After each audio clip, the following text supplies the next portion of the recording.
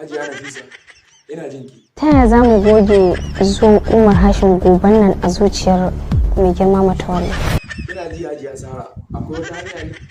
Babu wata hanya. Me yasa za ki ce babu wata hanya? Saboda babu hanyar ne, shi yasa na faɗa haka. Yanzu ya za a yi Hajiya? Dole ne mu yi tunani, me ya kamata mu yi? Kenan ba za a samu mafita ba. Dole ne a samu mafita.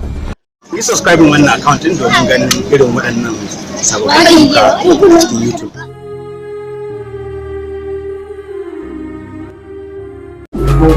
Malam akan me kace za mu yi?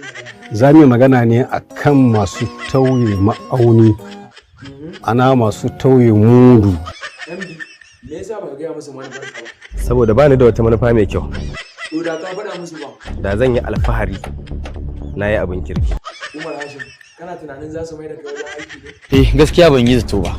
To za su mai da. To me yasa hakan? Kai dai ka ban dama kawai. Na baka dama. Zan iya aikatawa kenan. Za ka iya aikatawa. So za kira. Mu yanzu ta yi zai. Na gode Allah saka da alkhairi. To rufe mana da karatun da mu samu albarkar karatun sai da. Walal hadiya walal qala'i. Na'am.